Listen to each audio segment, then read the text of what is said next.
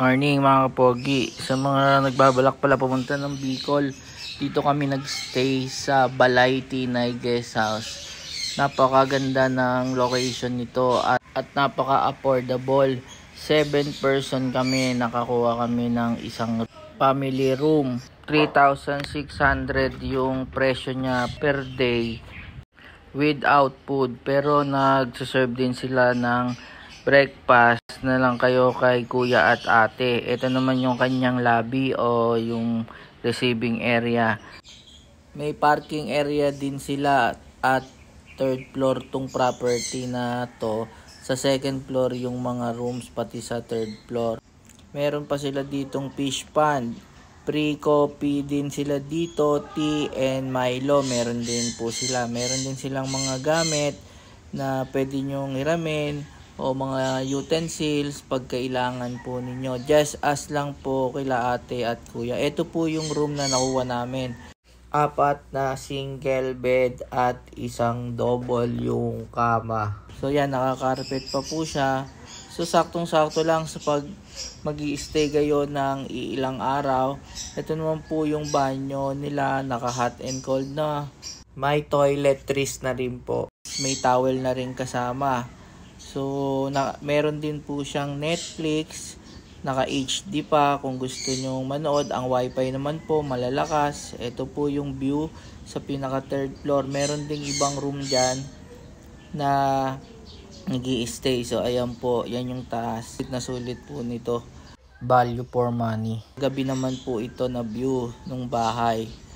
Ayan, talagang maganda po yung bahay eh. Then punta tayo sa second floor para dun sa parang receiving nila o dining nila sa second floor. Ayan, mayroon din silang receiving area. May mga room din po yan. Syempre, observe lang po natin yung katahimikan kasi merong iba ring guest na nakatira dito o nag-i-stay. Syempre, kailangan din po nila ng privacy. So, dito, ito yung receiving area nila sa third floor. Oh. Meron ding mga upuan at mesa na pwede kang mag-chill-chill, tambay-tambay, muni-muni. Ayan. Tapos sa umaga naman, yan ang bubungad sa'yo, yung mayon. Yan, oh, sakto, walang ulap. Kitang-kita mo siya. Ayan, breakfast ka with the mayon view. Then, pwede kang mag-init ng tinapay. May oven sila dito. Pagkain, may microwave. Meron ding rep. Kung makikilagay ka, yan. Just ask lang kay kuya at ate.